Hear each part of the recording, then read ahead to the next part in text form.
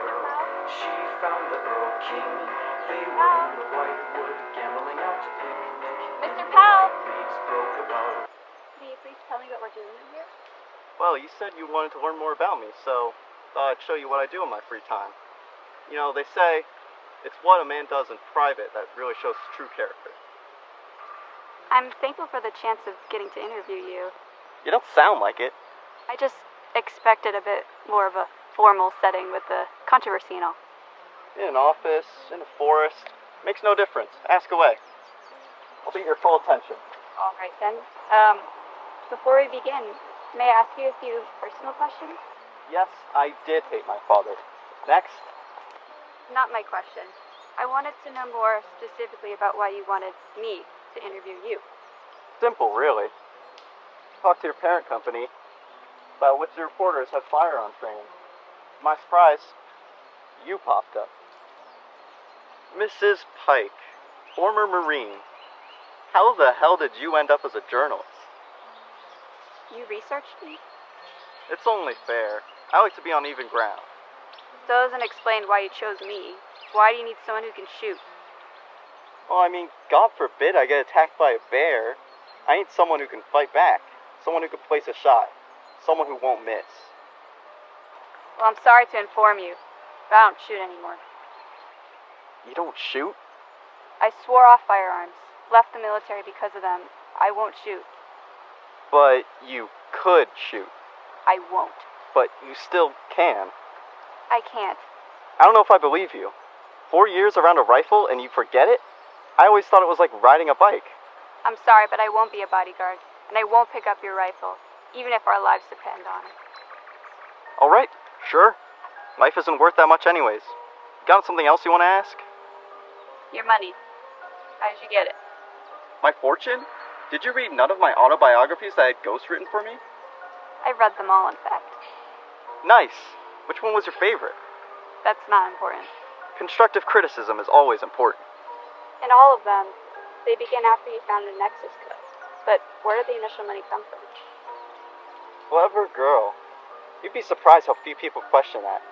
Most think it was just a wealthy relative, a friend, or ties with the mob. That Donatello fella. Thing is, I won a numbers game. Lottery? In a way. You know loggers? Did you know they have a mortality rate of 1 in 3,000? $1 million policy, which is not taxed, for $75 a month. Now, I knew a couple of guys in high school who went into the profession and paid them each $100 to take out a policy in their name. They get $25, and I get to fuel my, at the time, crippling gambling addiction. Take out 4 loans and thought, hey, in like 5 years, this will pay off. Then one day, there was an accident. It was improper fastening or something. I made $4 million. Untaxed. Why don't we officially start this thing? Yes. So, which controversy is this about? On Tuesday, one of the workers put down a dog that escaped from its family yard. Yes, it's a tragic thing. I never had a pet growing up, but I could imagine it's a painful thing. Family's been compensated accordingly. Can you speak more on that? We've reached a settlement with the family. Can you speak more on the actions taken by the worker? I believe he made a choice in the heat of the moment. Are you saying his actions are justified? The way I see it, a wild dog charged him in the woods. If a wild dog charged at us, I'd have to make a decision, either its life or us. It was his life on the line, so he had to make the call to defend himself. I understand that, but what about the owners? They've been given a cash settlement, which, in the long term, helped them a lot more than a pet. In what way? The Bertelli family. I'm assuming you spoke with them? You saw how they were living, struggling to get by, no chance of affording college for their children. The amount of money they'll get from this whole ordeal won't just allow them to survive. They'll be able to live. Are you saying that the murder of their dog has been a blessing for the Bertellis? You really have a way of twisting words. I'm just asking for you to clarify. All right then. Yes. For as much as anyone's not willing to admit it, that amount of money is basically like winning the lottery. Or a logging accident. Simple fact is, they have a better life now. To act like money can't replace such a thing is crazy. Is it really? Yes, money isn't just paper, it's life itself. It's a currency that can get anyone to do anything in exchange for it. You have enough of it and you basically have tangible infinity. Do you really believe that? I do. I really do. And I'm gonna prove it.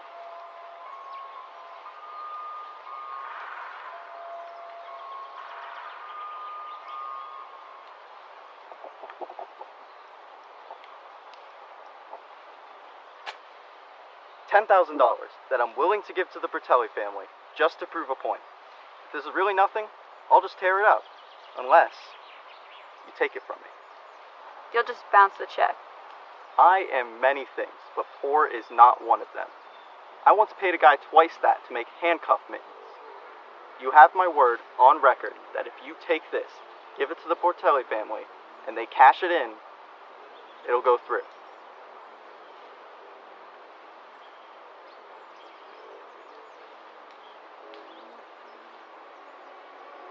So you give more money to people that you've screwed over, and that makes you ethical?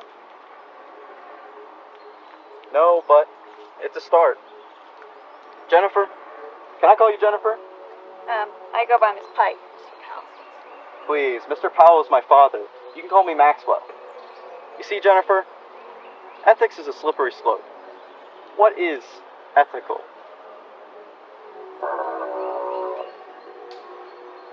For instance, would it be ethical for me to shoot that thing right in the face? I suppose not. Why not? You have no reason to shoot. Sure I do. I have a point to prove. Beyond that. Having a point to prove is more than enough reason to shoot that thing in the face. Now, would you give me a penny? What? Would you give me a penny not to shoot? I don't think I have one on me. Let's say you did. I don't know how much you get paid as a reporter. I know I pay mine quite well to spout misinformation. But let's say you had a penny in your hand right now. Would you give it to me not to shoot that thing? Suppose I would. What about $100,000? Suppose not. Okay then. So between 1 cent and $100,000, that equates for the value of life for you. Well, I wouldn't give you $100,000 to save an elk's life. So what? Means you have a price to do the exact opposite. $1 million. If you shoot that thing. Preferably in the face. No. I mean, you definitely can hit it. Shot from this distance, with your skill? I won't do it. You think this is just going for the Bertellis? You know how many animals die in these woods every day? Don't have the stats on hand. Neither do I, but I think it's a fair guess to say more than one.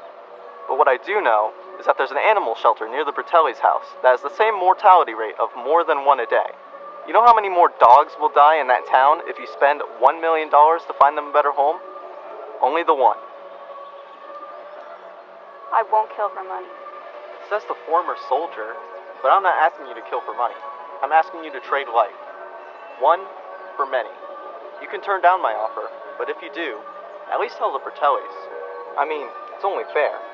$10,000 would be a pretty good bonus to their settlement. But $1 million? That might actually make them smile again. And whether you give it to them or to the shelter, they can sleep easy, knowing that the death of their dog would save a whole town. Okay, I'll do it. But I swear, if you're lying, you bounce that check. I promise, the check won't bounce. I'll call ahead and you'll get your money. If you hit your shot. Can't have you missing on purpose.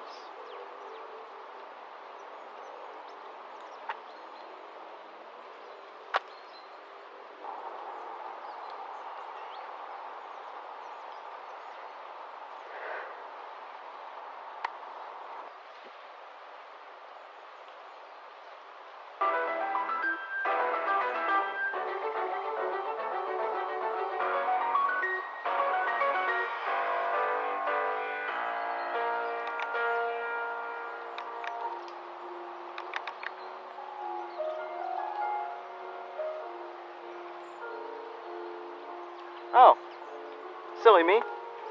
I must have forgotten to load the gun. But I won't leave you empty-handed. Here, you earned it.